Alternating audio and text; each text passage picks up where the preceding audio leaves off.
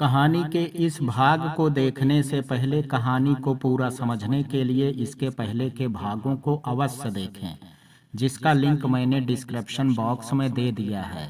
तो चलिए मित्रों, देर ना करते हुए कहानी का 10वां भाग शुरू करते हैं। बिजली ने जैसे ही मेनू खोला तो उसमें सभी चीजों के दाम देखे और मन ही मन सोचा कि ये तो बहुत महंगा है।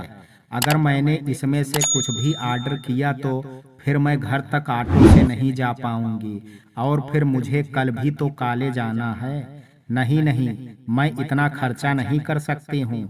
इसलिए बिजली ने बहाना बनाते हुए उस लड़के से कहा कि मुझे ज़्यादा भूख नहीं है, इसलिए मुझे कुछ नहीं खाना। मुझे कैंटीन देखनी थी, मैंने देख ली बस।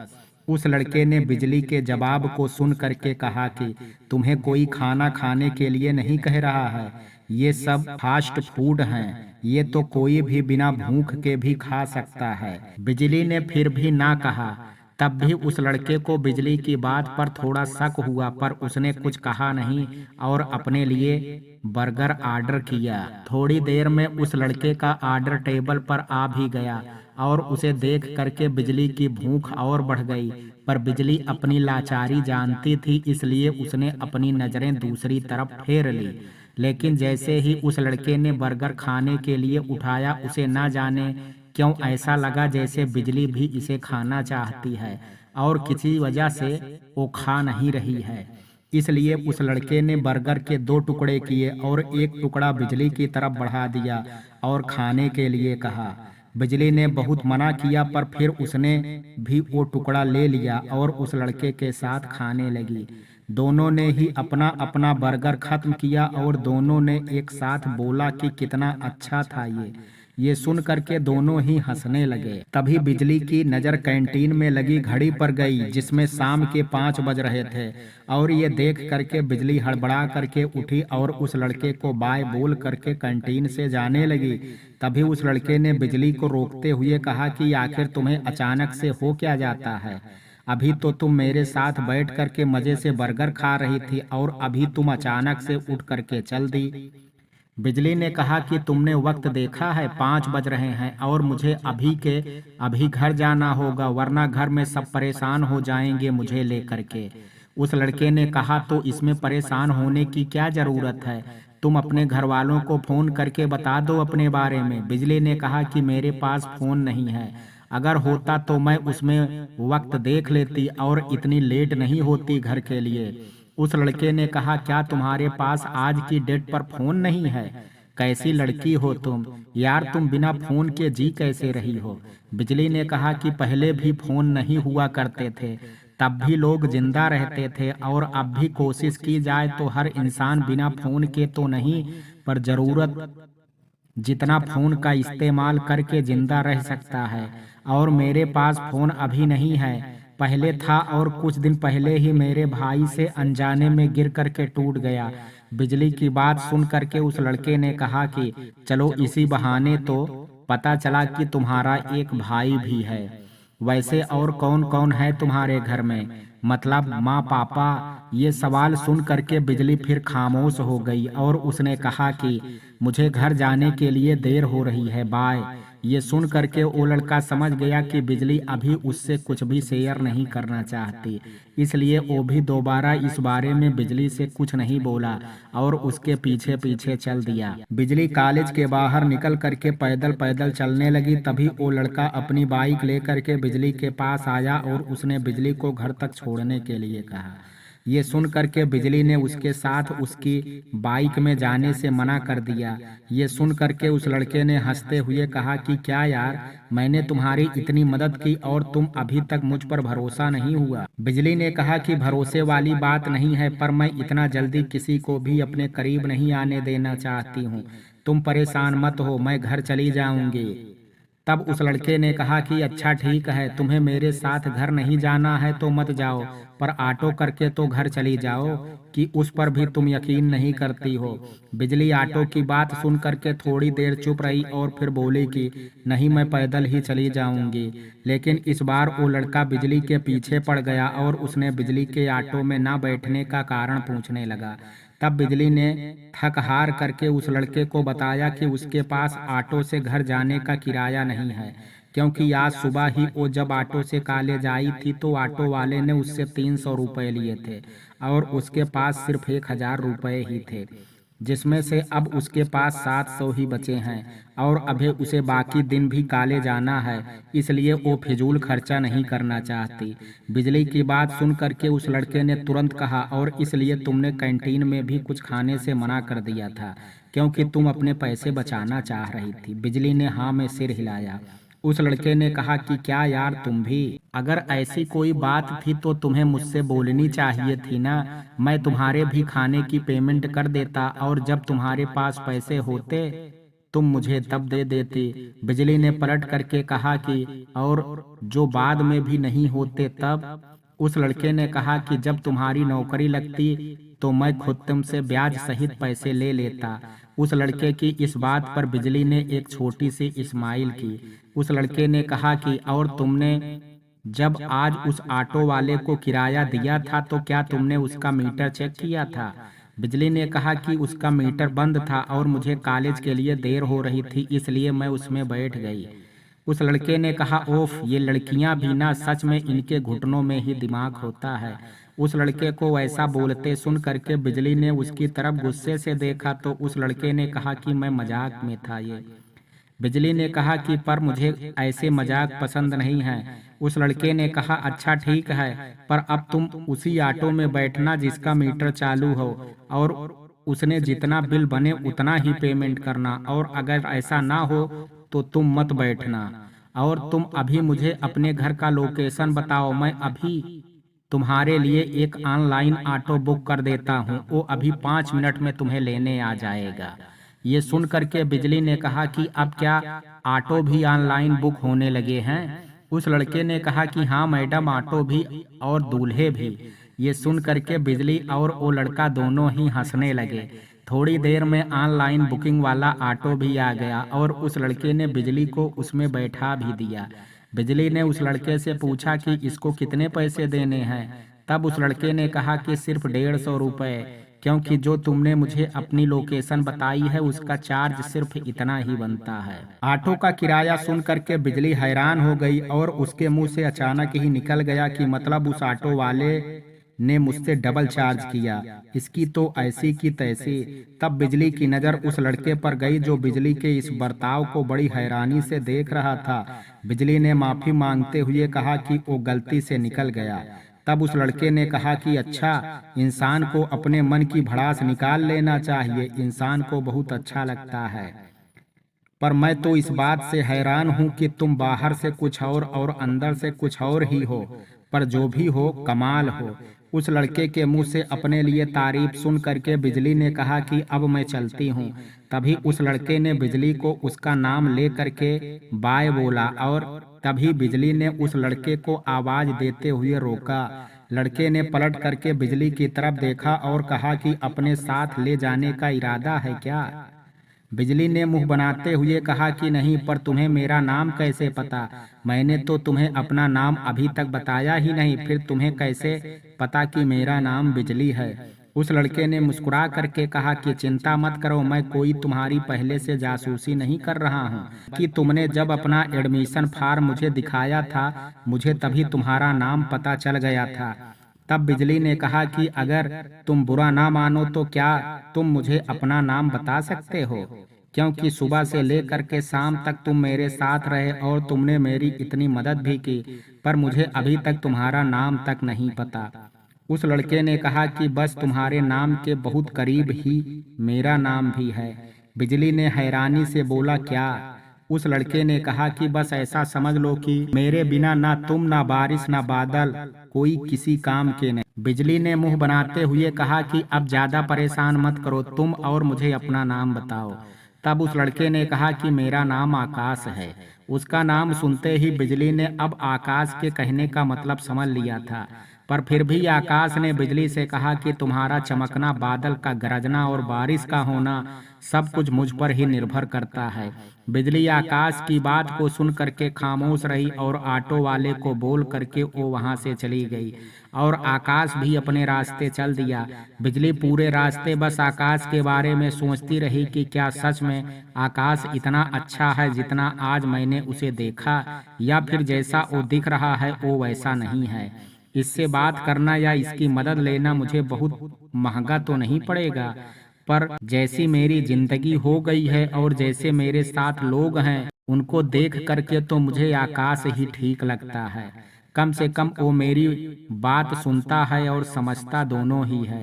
पर कहीं बादल जी को मेरा आकाश के साथ बात करना अच्छा ना लगा तो, और कहीं वो मेरा कॉलेज बंद करवा दिए तो। नहीं नहीं, मैंने आज तो आकाश से बात कर ली और उसकी मदद ले ली, पर कल से मैं उसकी तरफ देखूंगी तक नहीं।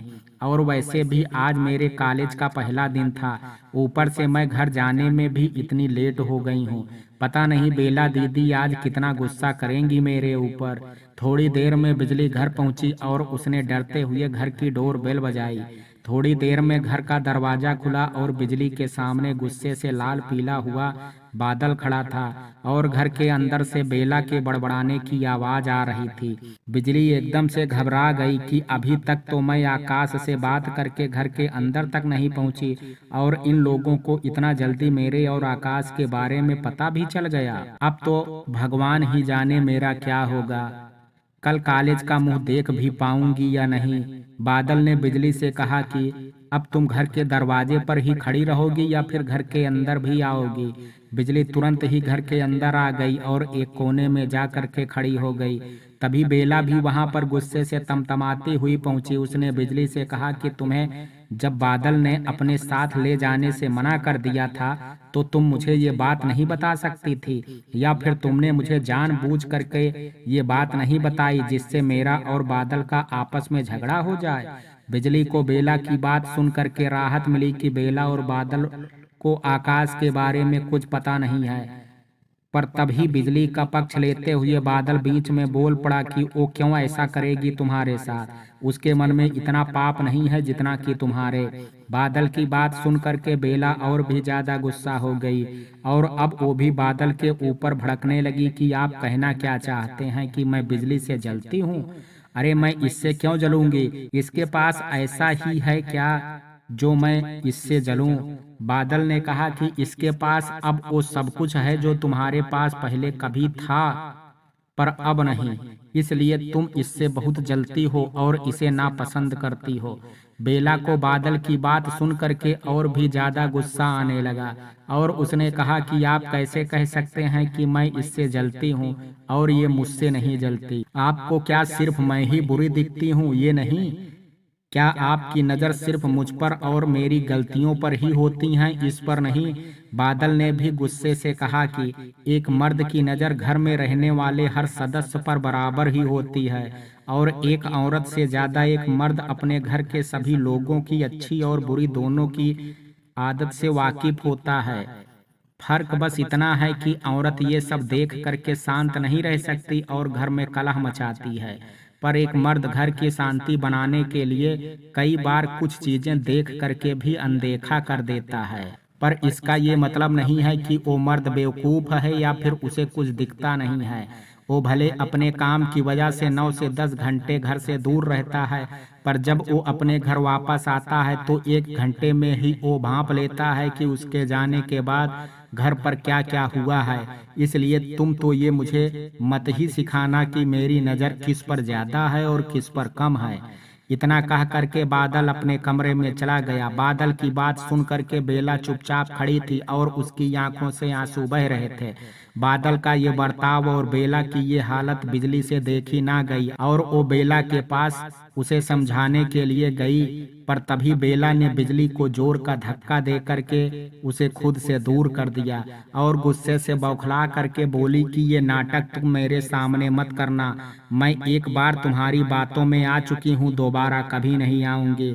तुमने ये सब कुछ जानबूझ करके किया है, क्योंकि तुमसे मेरे और बादल की नज़दीकी देखी नहीं गई।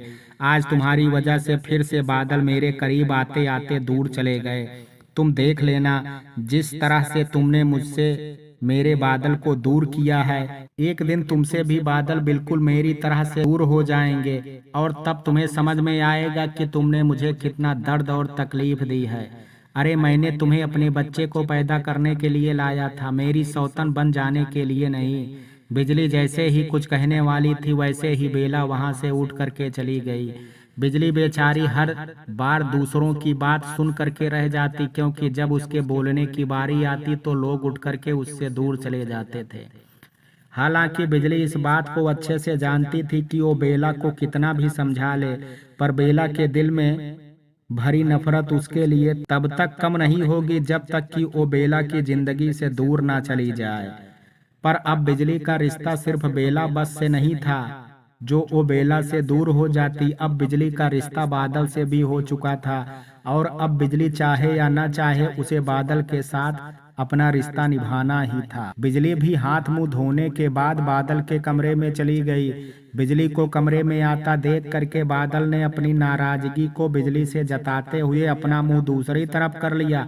बादल चाहता था कि बिजली एक पत्नी धर्म को निभाते हुए उसके पास आए और उसे मनाए, पर बिजली को तो बादल में कोई दिलचस्पी ही नहीं थी, और अगर होती भी तो बेला उसे चैन से जीने नहीं देती। इसलिए बिजली बादल से जितना हो सके दूर रहने की कोशिश करती, पर हर रात जब बिजली और बादल एक ही बिस्तर पर लेटते तो वो कोशिश नाकामयाब हो जाती। अगले दिन बिजली फिर से जल्दी उठ करके अपना काम खत्म कर और बादल के साथ ही कॉलेज जाने के लिए रेडी हो गई, पर बादल ने आज भी बिजली को अपने साथ चलने के लिए नहीं पूछा, और वो बिल्लू को अपने साथ लेकर के चला गया। अब कल जो बेला और बादल के बीच में बिजली की वजह से झगड़ा हुआ था, उसके बाद तो बिजली की हिम्मत ही नहीं थी कि वो बेला से बात भी करे, पर बिजली अपनी पढ़ाई को लेकर के कोई भी समझौता नहीं करना चाहती थी, इसलिए उसने अकेले ही जाने का फैसला कर लिया। लेकिन आज कॉलेज जाने में बिजली को बहुत राहत मिली थी, वो आकाश की वजह से, क्योंकि कल ऑटो का किराया बिजली को बता करके आकाश ने बिजली के पैसों को बचा लिया था, जिसकी वजह से वो अब कॉलेज जा सकती थी। कुछ देर में बिजली कॉलेज पहुंच गई। लेकिन आज वो कॉलेज के गेट से अंदर जाने के लिए अकेली थी, और बिजली ने सोचा कि कल तो मेरे साथ आकाश था, इसलिए इस सिक्योरिटी गार्ड ने मुझे अंदर जाने दिया, पर आज तो मैं अकेले हूँ, और कहीं आज इसने फिर से मुझे अंदर जाने से रोक लिया तो।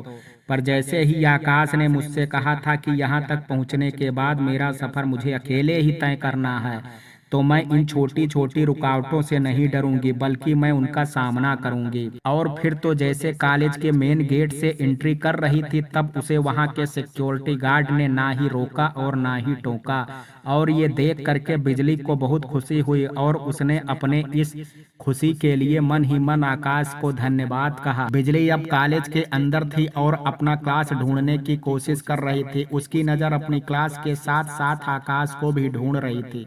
तभी अचानक से किसी ने पीछे से आकर के बिजली के कंधे पे हाथ रख दिया, और घबरा करके बिजली ने जैसे ही पलट करके देखा तो उसके सामने कुछ लड़के खड़े थे। उन लड़कों को देख करके बिजली बहुत घबरा गई और उनसे 2 कदम पीछे चली गई। तब उनमें से एक लड़के ने बिजली से कहा कि जा कहाँ रही हो तुम, आज तो तुम्हें हमसे कोई नहीं बचा पाएगा। ये सुन करके बिजली बहुत घबरा गई। तब उस लड़के ने कहा कि तुम्हारा न्यू एडमिशन है ना। बिजली ने हाँ में सिर हिलाया। तब उस लड़के ने कहा कि तो हम यहाँ के पुराने नहीं बल्कि बहुत पुराने स्टूडेंट हैं, और जो भी इस कॉलेज में नया एडमिशन होता है हम उसकी अच्छे से परख करते हैं कि वो इस कॉलेज के लायक है भी या नहीं। उन लड़कों की बातें और चेहरे को देख करके बिजली बहुत ज्यादा घबरा गई, इतना ज्यादा घबरा गई कि वो उसके मुंह से आवाज ही नहीं निकल रही थी।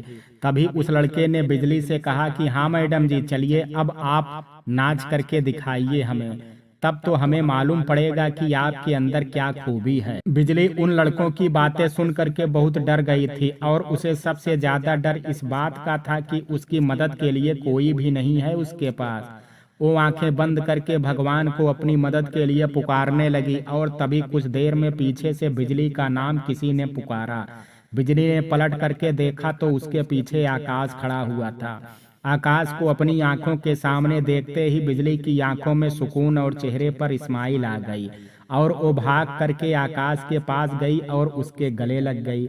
ये सब तो बिजली से आकाश ने भी एक्सपेक्ट नहीं किया था, लेकिन जैसे ही उसकी नज़र उन लड़कों पर गई तो आकाश ने तुरंत नाटक करते हुए बिजली से कहा कि तुम्हारी ये सब हरकत नहीं चलेगी। अरे तुम्हें पता भी है कि मैं कब से तुम्हें पूरे कॉलेज में ढूंढ रहा हूँ और तुम हो कि यहाँ इन चिलगोजरों के साथ बातें कर रही हो। उन सुपर सीनियर लड़कों को जब आकाश ने चिलगोजर कहा तो ये सुन करके बिजली एकदम से हैरान हो गई और उसकी तरफ बड़ी हैरानी से देखते हुए बोली कि आकाश, तुम इन्हें नहीं जानते हो, ये हमारे कॉलेज के सीनियर से भी सीनियर स्टूडेंट हैं और अगर तुम उनसे ऐसे बात करोगे तो ये मेरे साथ साथ तुम्हारी भी बैंड बजा देंगे। तब आकाश ने हंसते हुए कहा कि इनका तो पता नहीं, पर तुम मुझे बिल्कुल भी नहीं जानती हो, तो चलो आज मैं तुम्हें बता ही देता हूँ कि मैं क्या हूँ। तब आकाश बिजली का हाथ पकड़ करके उसे उन लड़कों के सामने ले गया और कहा कि ये लड़की मेरी दोस्त है, बहुत ही खास दोस्त है। तो अब ये जानने के बाद कि इसका मुझसे क्या रिश्ता है, तो यहाँ पर कौन कौन है जो इसकी रैंकिंग लेना चाहता है, और वैसे रैंकिंग लेना तो जुर्म है ना। आकाश की बात सुनते ही उन लड़कों में से एक लड़के ने कहा कि और तुम भी ना आकाश, हमें अगर पता होता कि ये तुम्हारी दोस्त है तो हम तो क्या, हम किसी और से भी इसकी रैंकिंग नहीं होने देते, और हम इसकी रैंकिंग थोड़े ही ना ले रहे हैं, हम तो इसका नाम पता पूछ रहे थे, और रैंकिंग जैसा अपराध हम थोड़े ना करेंगे, इसलिए अब हम चल रहे हैं, तुम दोनों जाओ, आकाश का टाइम हो रहा है। और हाँ आकाश, अगर नोट्स वगैरह चाहिए होगा तो हमें बताना। इतना कह करके वो सभी लड़के वहां से दुम दबा करके भाग गए। ये देख करके बिजली स्तब्ध रह गई और उसने बड़ी हैरानी से आकाश से पूछा कि आखिर तुम हो कौन आकाश। आकाश ने मस्ती भरे अंदाज में कहा कि आकाश, अभी तो तुमने मेरा नाम लिया है। तब बिजली ने गुस्से से कहा कि आकाश, मैं मजाक नहीं कर रही हूँ। बिजली ने कहा कि ओ, जो अब तक मुझे नहीं पता, जो मेरे सिवा इस कॉलेज में सब जानते हैं। मैंने कल भी देखा कि पहले सिक्योरिटी गार्ड ने मुझसे कैसे बात की और फिर जब तुम मेरे साथ गए तो उनकी बोलती ही बंद हो गई तुम्हें देख करके। और आज भी जब ये लड़के मेरे साथ छेड़खानी करने की कोशिश कर रहे थे तो तुम्हारे इतना कहते ही कि मैं तुम्हारी दोस्त हूँ ये दुम दबा करके यहाँ से भाग गए। आखिर इतना भी तो कोई अच्छा नहीं होता अंदर से जिसे एक बार में अपनी गलती का एहसास हो जाए और वो चुपचाप अपनी गलती मान करके सही रास्ते पर चल पड़े। जरूर तुम में कुछ तो बात है जिसकी वजह से ये सब लोग ना चाहते हुए भी तुम्हारी बात का मान रहे हैं, और मुझे यही जानना है कि आखिर वो बात क्या है। आकाश ने हंसते हुए बिजली से कहा कि अरे ऐसा कुछ नहीं है, बस लोग अक्सर इस दुनिया को चकाचौंध में अपनी राह भटक जाते हैं तो किसी न किसी को तो उन्हें रास्ते पर लाना ही होगा। तो बस मैं ही सबसे ज्यादा खाली बैठा रहता हूँ, इसलिए मैं ये काम कर देता हूँ। बिजली अब आकाश की बातों से बहुत नाराज हो गई थी और उसने आकाश से गुस्से में कहा कि ठीक है, तुम्हें अगर अपना सच नहीं बताना है तो मत बताओ, मुझे भी अब तुमसे ना कोई मदद चाहिए और ना ही तुमसे कोई बात करनी है, बाय। इतना कह करके जैसे ही बिजली जाने लगी तभी आकाश ने उसका हाथ पकड़ करके रोक लिया और कहा कि अरे बाप रे, इतना गुस्सा, अच्छा ठीक है, मैं तुम्हें सब बताऊंगा जो भी तुम जानना चाहती हो, पर यहाँ नहीं, हमारे क्लास में, ठीक है। बिजली ने भी हाँ में सिर हिला दिया।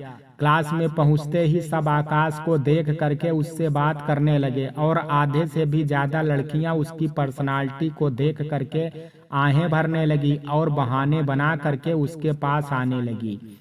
मैं सब देख करके बिजली आकाश से दूर जाने लगी। तभी आकाश ने बिजली का हाथ चुपचाप पकड़ लिया और उसे खुद से दूर जाने से रोक लिया। आकाश ने सबसे पीछा छुड़ाया और बिजली को लेकर के सबसे लास्ट वाली बेंच में जा करके बैठ गया। आकाश ने कहा, माफ करना बिजली, अब मैं हूं ही इतना सुंदर कि कॉलेज की क्या पूरे शहर की लड़कियां मुझ पर गुड़ समझ करके मक्खी की तरह भिनभिनाने लगती हैं। बिजली ने भी पलट करके आकाश को जवाब देते हुए कहा कि अक्सर सिर्फ गुड़ पर ही मक्खियां नहीं भिनभिनाती, सड़ी गली चीजों पर भी भिनभिनाना पसंद करती हैं। ऐसा बोल करके बिजली और उसे सुन करके आकाश दोनों ही हंसने लगे।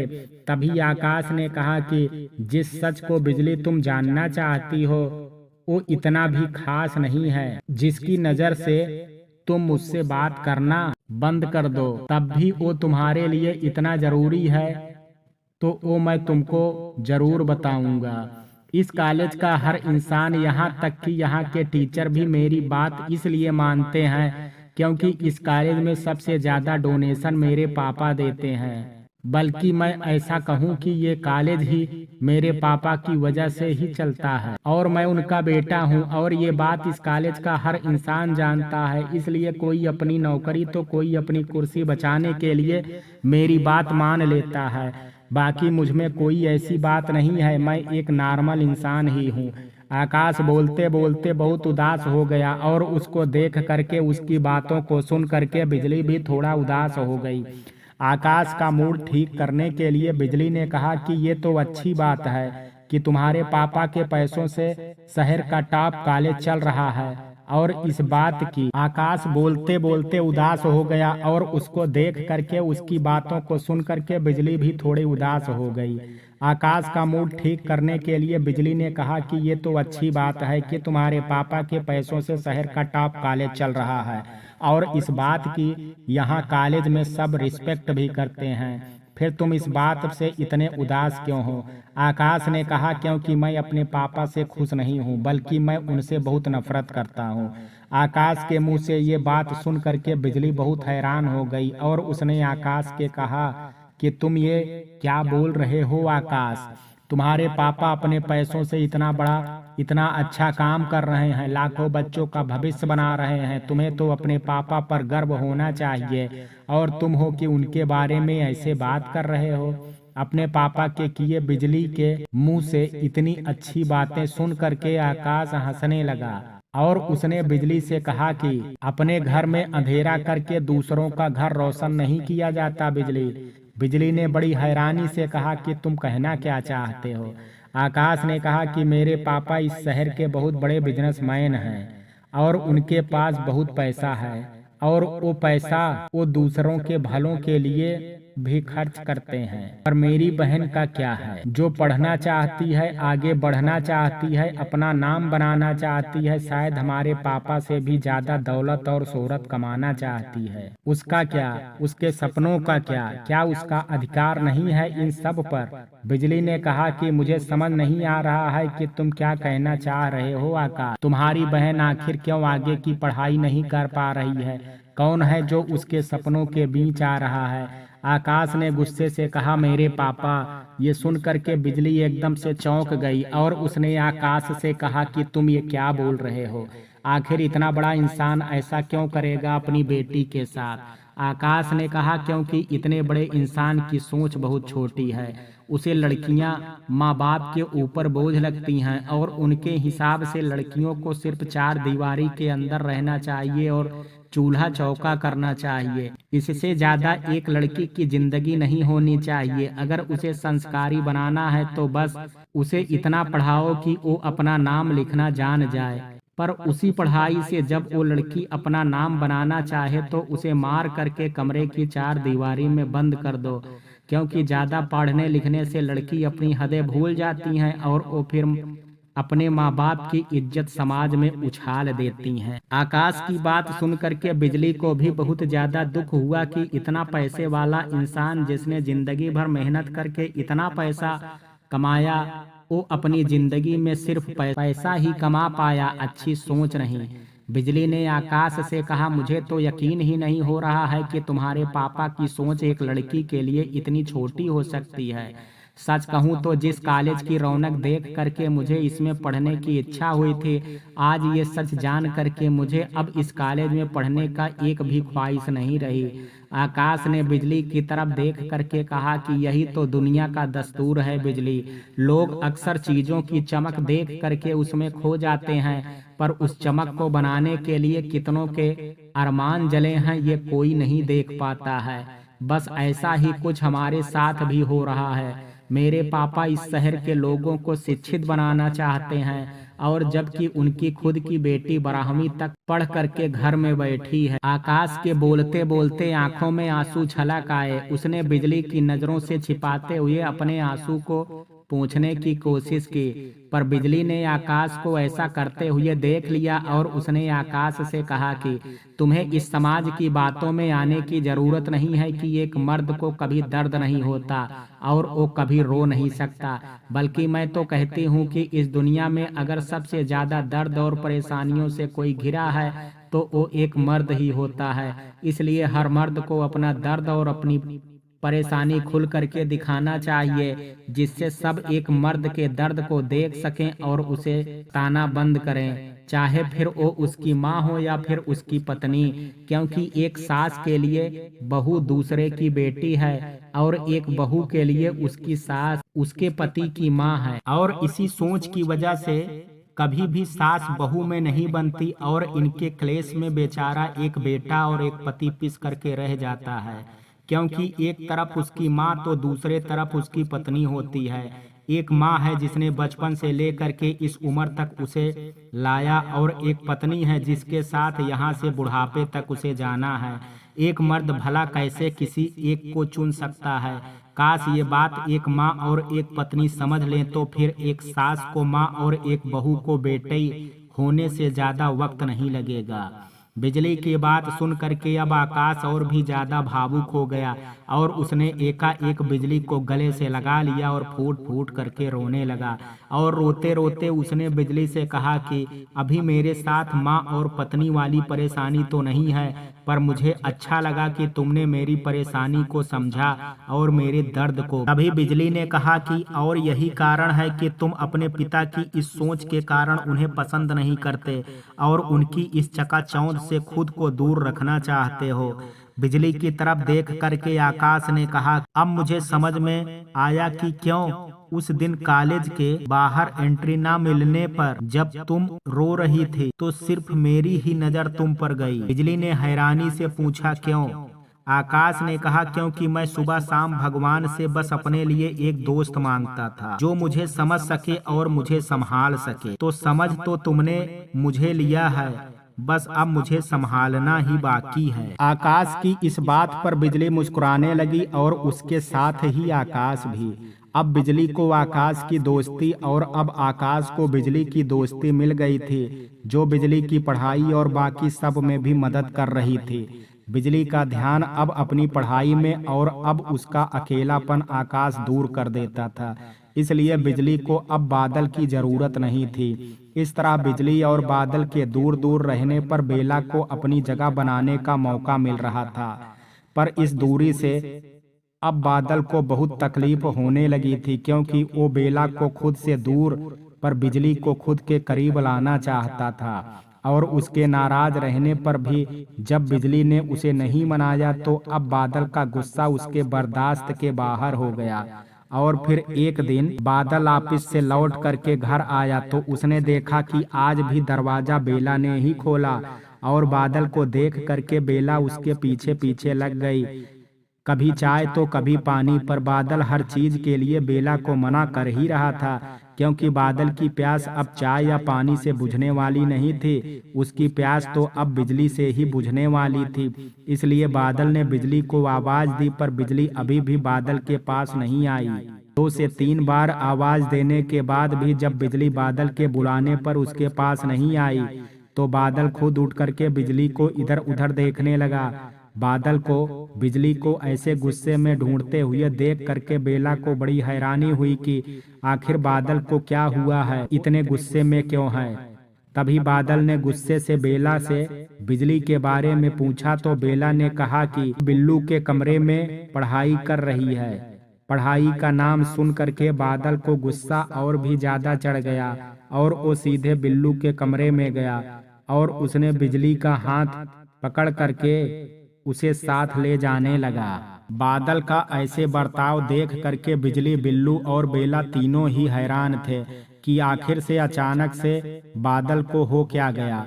बेला और बिजली बार बार बादल से पूछती रही कि क्या बात है, पर बादल ने किसी को भी कोई जवाब नहीं दिया और बिजली को अपने कमरे में जा करके दरवाजे के अंदर से बंद कर लिया।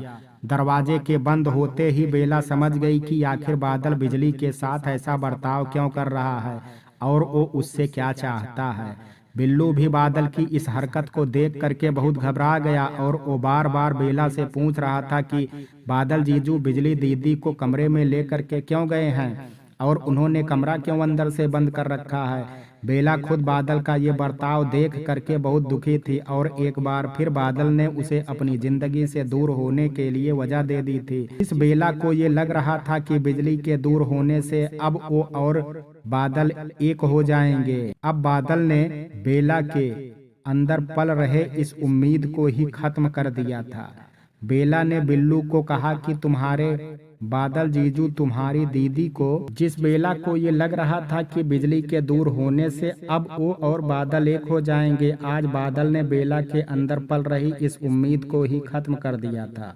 बेला ने बिल्लू को कहा कि तुम्हारे बादल जीजू तुम्हारी दीदी को पढ़ा रहे हैं, इसलिए अभी उनको वक्त लगेगा, तुम भी अंदर जा करके पढ़ाई करो। बिल्लू को बेला की बात पर यकीन तो नहीं हुआ क्योंकि वो अब इतना भी छोटा नहीं था जितना उसे घर वालों ने समझ रखा था, पर बिल्लू जानता था कि उसे कोई कुछ भी नहीं बताएगा, इसलिए वो अपने कमरे में चला गया था। बेला बहुत देर तक बादल के दरवाजे के बाहर ही बैठी रही। वो आज बादल से अपने सारे सवालों के जवाब ले करके रहेगी, पर बादल के कमरे का दरवाजा खाना खाने तक के लिए भी नहीं खुला और कमरे के बाहर बैठी बेला इंतजार करते करते ही सो गई। अगली सुबह जब बिजली अपने कमरे से बाहर निकली तो उसने देखा कि दरवाजे के कोने में ही बेला बैठे बैठे सो गई है। वो समझ गई कि कल जो भी बादल ने किया उसकी वजह से बेला दीदी बहुत दुखी हुई होंगी और वो हम दोनों का इंतजार करते करते यहीं सो गई। बिजली कभी भी बादल के साथ ऐसा कुछ भी नहीं करना चाहती थी, पर कल जो भी हुआ उसके बाद बिजली की हिम्मत नहीं हो रही थी कि वो बेला से नजरें भी मिला सके। इसलिए बिजली ने बेला को चुपचाप सहारा दे करके सोफे पर लिटा दिया और जल्दी जल्दी घर का काम करने लगी। कुछ देर में जब बेला की नींद खुली तो वो हड़बड़ा करके उठी और अपने चारों तरफ देखने लगी तो उसने खुद को सोफे पे पाया तो वो समझ गई कि उसकी आंख खुलने में अब बहुत देर हो चुकी है। बेला ने सबसे पहले बादल के कमरे की तरफ देखा जो खुला हुआ था।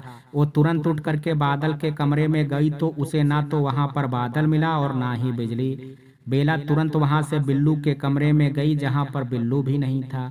बेला समझ गई कि बादल और बिल्लू दोनों ही अपने अपने काम पर निकल गए हैं और तभी बेला को किचन से कुछ आवाज आई और वो किचन की तरफ गई तो उसने देखा कि बिजली किचन में चाय बना रही थी। बिजली को देखते ही बेला की आंखों में कल रात का सारा दृश्य दिखाई देने लगा और वो उसका हाथ बिजली पर उठ गया। बिजली जानती थी कि बेला उसके साथ कुछ ऐसा ही करने वाली है, इसलिए उसने बेला को इस थप्पड़ के लिए कुछ नहीं कहा, पर वो बेला को समझाना चाहती थी कि कल जो कुछ भी हुआ उसका अंदाजा खुद बिजली को भी नहीं था और ना ही वो कभी भी ऐसा चाहती थी। पर बेला तो बेला है, वो कहाँ किसी की बात सुनने वाली थी। बिजली ने जैसे ही कुछ बोलने की कोशिश की तभी बेला ने उसे दूसरा थप्पड़ भी मार दिया और कहा कि बस करो बिजली, तुम्हें शर्म नहीं आई मेरे पति के साथ सोते हुए, और माना कि वो तुम्हारा भी पति है, पर ये मत भूलो कि मैंने अपनी खुशियों की बलि चढ़ा करके तुम्हारी और बादल की शादी करवाई थी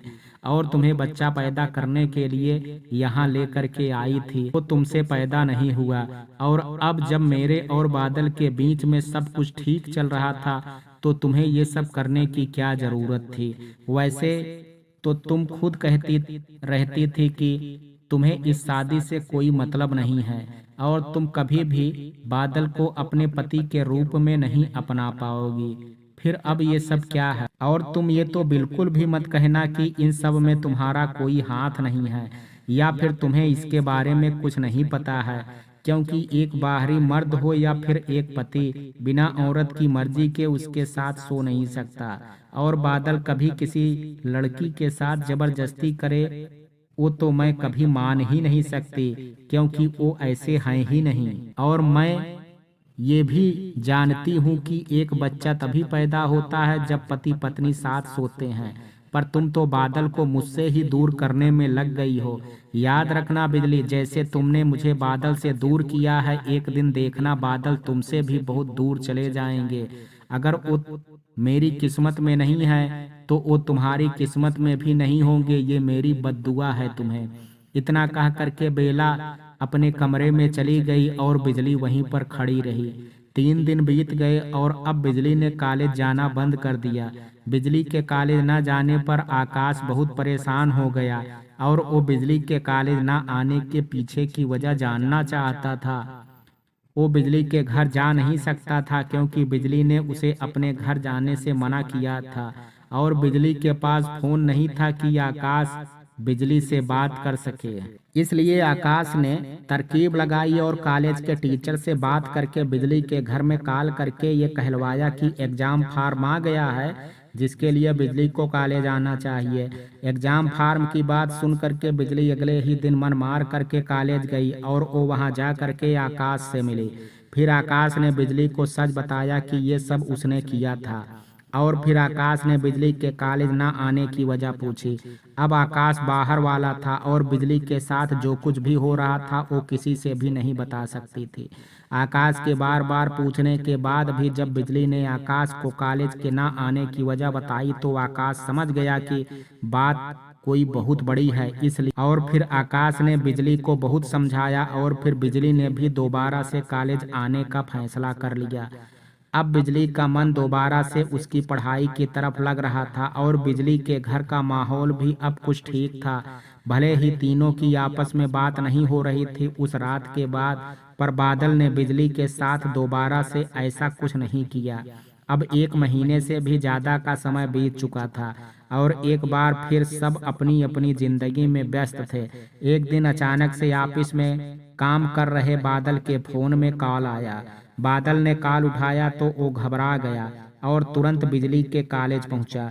बिजली अचानक ही कॉलेज में बेहोश हो गई थी और उसे लेकर के आकाश पास के हॉस्पिटल ले गया था, और आकाश ने ही बिजली के कहने पर बादल को कॉल करके बुलाया था।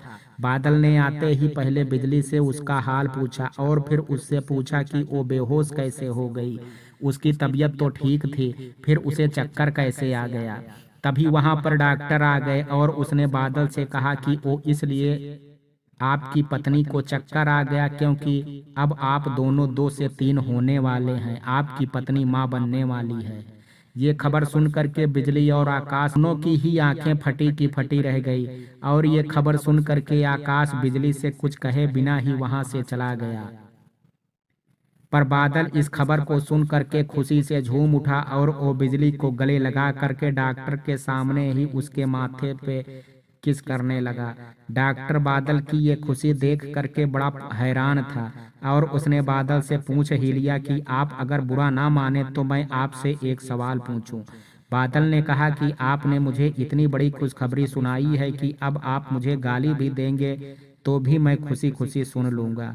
डॉक्टर ने कहा कि बस यही बात तो जाननी थी मुझे कि क्या आप पहली बार पिता बन रहे हैं। मेरा मतलब है कि एक पिता बनना इस दुनिया का सबसे बड़ा सुख है, पर आप जिस तरह से खुश हो रहे हैं मुझे वो कुछ समझ में नहीं आया। बादल ने डॉक्टर से कहा कि आप बस ये समझ लीजिए कि इस पल का इंतजार मैं कई सालों से कर रहा हूँ और मुझे ये खुशी मेरी बिजली ने दी, और इसका एहसान मैं 7 जन्मों तक नहीं चुका पाऊंगा। डॉक्टर ने कहा मैं समझ सकता हूँ कि जब हर किसी को आसानी से मिलने वाली खुशी हमें देर से मिलती है तो उसे पाने की खुशी ही अलग होती है, पर मैं आपको बता दूं कि अब आप लोग इस खुशी में इतना मत खो जाना कि आप अपनी पत्नी बिजली और अपने आने वाले बच्चे का ध्यान ही ना रखें। बिजली बहुत ही कमज़ोर है और शुरुआती महीने की जरा सी भूल भी इनके और आपके आने वाले बच्चे के लिए खतरनाक साबित हो सकती है। इसलिए आपको इनका विशेष तौर पर ध्यान रखना है और इनके खाने पीने का भी। बादल ने कहा कि हाँ डॉक्टर, मैं इसका और अपने आने वाले बच्चे का बहुत अच्छे से ध्यान रखूंगा। ये दोनों ही अब मेरी जान हैं और मैं अपनी जान को कुछ नहीं होने दूंगा। बादल पिता बनने की खुशी में इतना खोया हुआ था कि उसने एक बार भी बिजली की तरफ नहीं देखा, जो शायद अपने माँ बनने की खबर से खुश नहीं थी। बिजली तो अभी तक सदमे में थी कि आखिर ये सब उसके साथ क्या हो गया। घर के दरवाजे की डोरबेल बजी। बेला ने जा करके दरवाजा खोला और दरवाजा खोलते ही बेला ने बादल और बिजली को साथ में देखा। बिजली के चेहरे में तो अभी भी उदासी साफ साफ दिख रही थी, पर बादल के चेहरे की खुशी ही अलग थी। बादल और बिजली को एक साथ देख करके और बादल के चेहरे की खुशी देख करके अब बेला परेशान हो गई थी कि आखिर बात क्या है। बेला कुछ पूछती कि बादल ने पहले ही बेला को गले से लगा लिया और कहा कि आज मैं बहुत खुश हूँ बेला, आज हमारा सपना पूरा हो गया। जिसके लिए तुमने इतनी मेहनत और कुर्बानी दी, आज वो मेहनत और कुर्बानी रंग लाई है।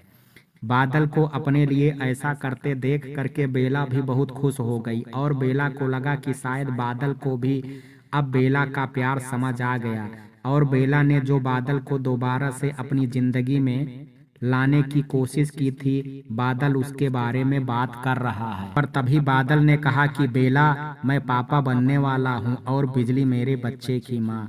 ये खबर सुनते ही बेला के चेहरे का रंग उड़ गया और वो बिजली की तरफ देखने लगी। बिजली की आंखों से आंसू बह रहे थे और अब ये खबर सुन करके बेला की आंखें भी भर आई थी।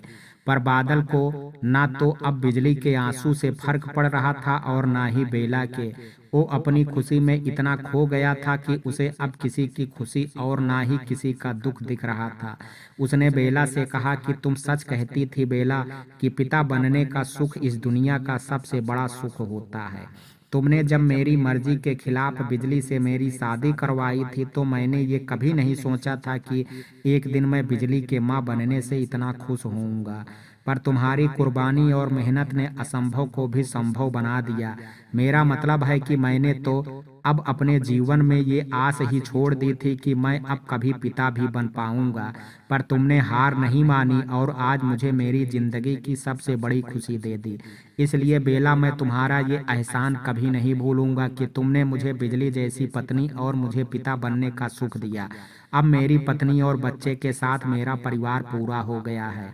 बादल के मुंह से ये सुनते ही बेला के पैरों तले जमीन खिसक गई कि ये परिवार अपने और बादल के साथ पूरा करने के लिए बिजली को लाई थी, ना कि बादल और बिजली का परिवार पूरा हो। मतलब कि जिस बिजली से मैं बच्चा लेकर के उसे अपनी जिंदगी से दूर करना चाहती थी, उसी बिजली ने आज मुझे मेरे पति और बच्चे से दूर कर दिया।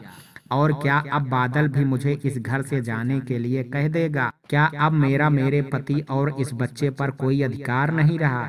मतलब आज तक जो सिर्फ मेरा था वो अब सिर्फ बिजली का हो जाएगा? क्यों? कैसे? क्योंकि बिजली माँ बनने वाली है।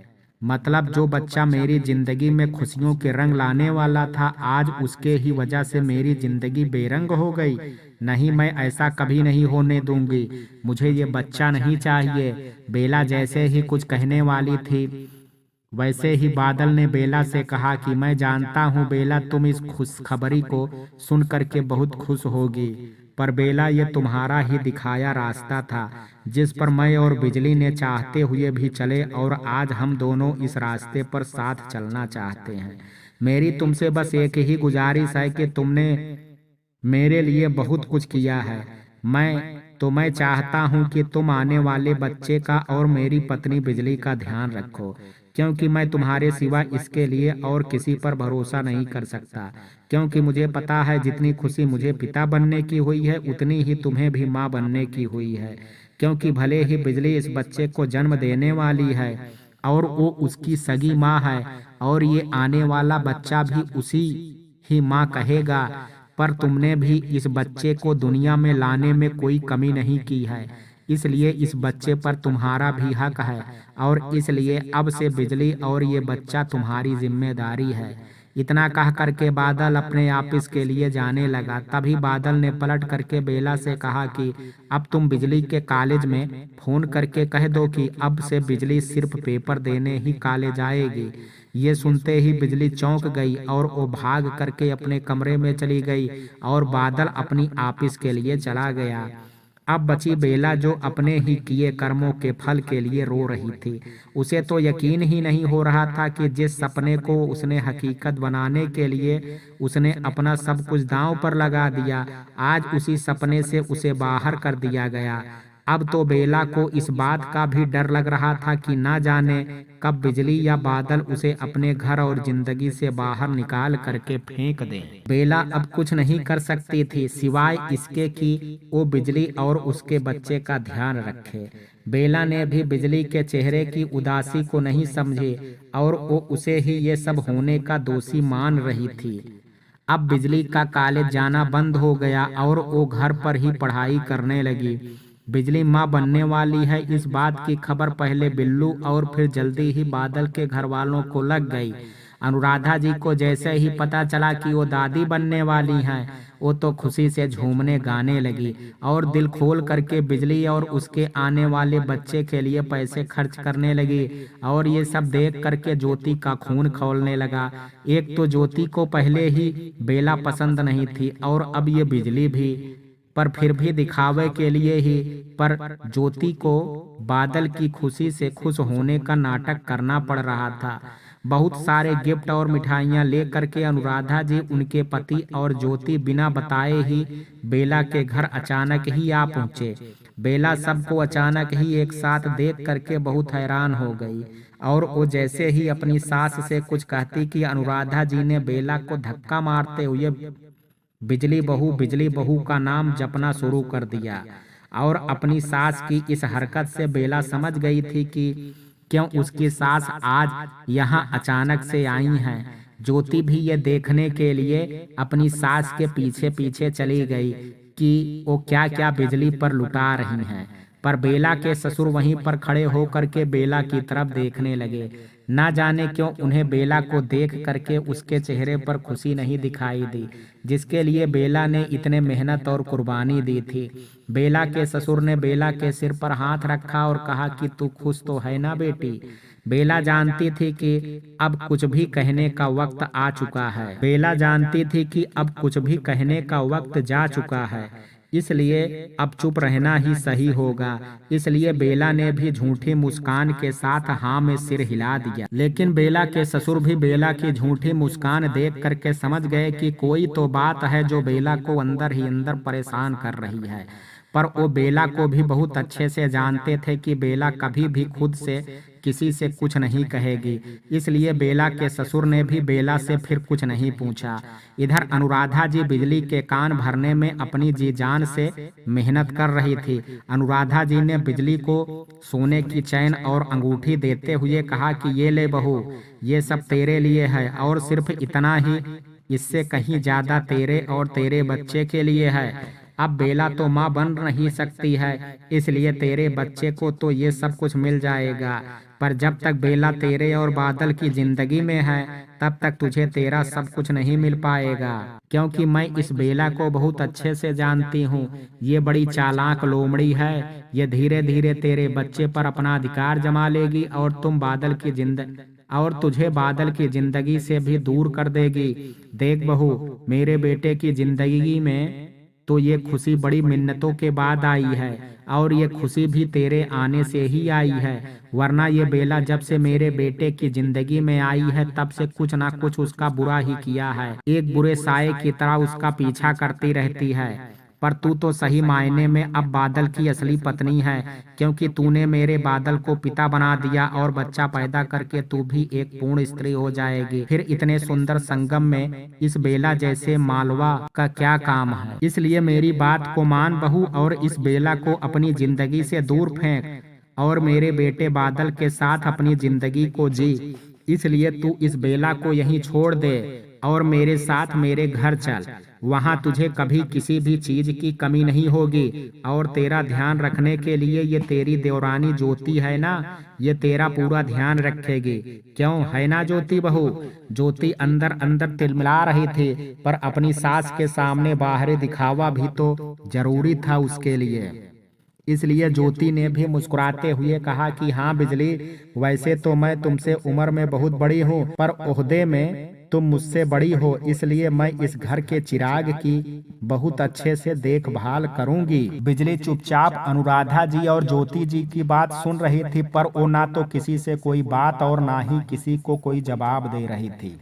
तभी बेला वहां पर सबके लिए चाय नाश्ता बना करके आई। उसे देखते ही अनुराधा जी और ज्योति जी ने बात पलट दी। बेला ने अपनी सास को चाय दी और तभी अनुराधा जी ने बेला से कहा कि क्या तू मेरी बहू को अच्छे से ध्यान नहीं रख सकती है? बेला ने तुरंत बिजली की तरफ देखा, उसे लगा कि शायद बिजली ने उसकी सास से चुगली की है। तभी अनुराधा जी ने बेला से कहा कि ये बांझ बहू उसकी तरफ ऐसे क्यों देख रही है? खबरदार, जो तूने मेरी बहू की तरफ आंख उठाने की भी कोशिश की तो वरना मुझसे बुरा कोई नहीं होगा। बेला ने कहा कि मैं भी आपकी बहू हूँ, आप मुझे कभी क्यों अपनी बहू नहीं स्वीकारती? आखिर मेरी गलती क्या है? मैंने कौन सा आपके बेटे के साथ भाग करके शादी की है जो आप मुझे हर बात पर सिर्फ ताना ही मारती हैं? आप ये बात कैसे भूल गई कि शादी के पहले तक मैं भी आपकी पसंद थी, फिर बाद में आप क्यों इतना बदल गई? आपने हमेशा ही ज्योति को अपना प्यार दिया और अब बिजली को भी, पर मुझे नहीं, जबकि ज्योति और बिजली दोनों से ही पहले मैं आपकी जिंदगी में आई हूँ, फिर भी आपने मुझे आज तक अपनाया ही नहीं। क्यों? एक ही घर में रह करके अलग अलग घर से आई लड़कियों के साथ इतना भेदभाव क्यों?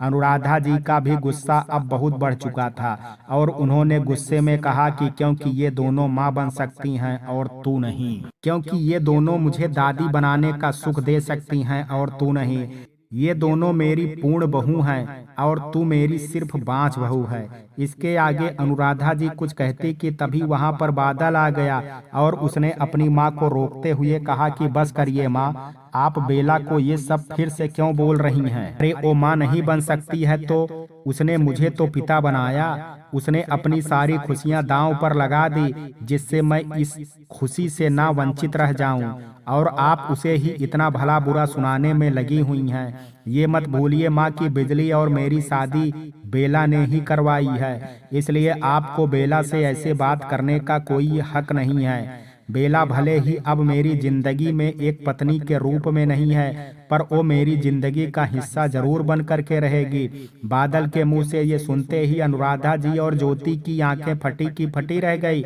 जिस बेला के लिए बादल ने अपना घर परिवार सब छोड़ दिया था, यहाँ तक कि खुद अपनी जान देने तक को तैयार था, वही बादल आज बेला को अपनी पत्नी नहीं बल्कि अपनी जिंदगी का सिर्फ एक हिस्सा मानता है।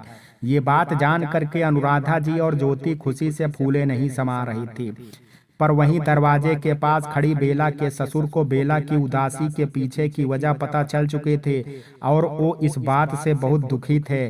वो जानते थे कि जो बेला के साथ हो रहा है वो गलत हो रहा है, पर वो ये बात भी अच्छे से जानते थे कि आज जो बेला को मिल रहा है वो उसके ही कर्मों का नतीजा है। इसलिए वो बिना बेला के कुछ बोले ही अपने घर की तरफ चले गए और बेला बादल के मुंह से अपने लिए बार बार ये सुन करके अंदर ही अंदर टूटती रही। अनुराधा जी ने मौके का फायदा उठाते हुए बादल से कहा कि देख बादल बेटा, जितनी खुशी तुझे पिता बनने की है उतनी ही खुशी मुझे भी दादी बनने की है, और ये खुशी मुझे भी बड़े जतन के बाद मिली है। इसलिए मैं अपनी बहू और होने वाले चिराग को अपने साथ अपने घर ले जाना चाहती हूँ और तू भी अब हमारे साथ ही रहा। इससे बिजली बहू का ध्यान भी सब रख सकें और तेरे साथ भी हमें थोड़ा वक्त मिल जाएगा। ये सुन करके बेला के कदमों से जमीन ही खिसक गई कि अगर बिजली और बादल मेरी सास के घर रहने चले गए फिर तो बादल मुझे पूरी तरह ही छोड़ देगा। तभी बादल ने कहा कि नहीं माँ, मैं अगर बिजली को लेकर के आपके साथ रहने आ जाऊंगा तो यहाँ घर पर बेला और बिल्लू अकेले रह जाएंगे, और मुझे बेला पर पूरा भरोसा है कि वो बिजली का ध्यान बहुत अच्छे से ही रखेगी। इसलिए मैं और बिजली यहीं बिल्लू और बेला के साथ रहेंगे। और रही बात आपकी, तो अब तो आपका आना जाना लगा ही रहेगा, तो हम दोनों को भी एक दूसरे के साथ वक्त बिताने का मौका मिल जाएगा। अनुराधा जी को बादल की बात पसंद नहीं आई, इसलिए वो बादल से बोली कि तूने क्या अपनी आंखों में पट्टी बांध रखी है जो तुझे दिखाई नहीं देता। बादल ने हैरानी से पूछा कि अब ऐसा क्या हुआ है माँ जो आप मुझे ये सब बोल रही हैं। मित्रों, कहानी के इस भाग में आज इतना ही।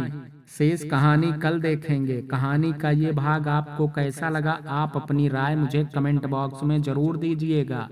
वीडियो पसंद आया हो तो वीडियो को लाइक शेयर, अगर चैनल पर पहली बार विजिट कर रहे हैं तो कृपया चैनल को सब्सक्राइब करना ना भूलें। कल मिलते हैं कहानी के शेष भाग के साथ। तब तक के लिए जय हिंद, जय भारत।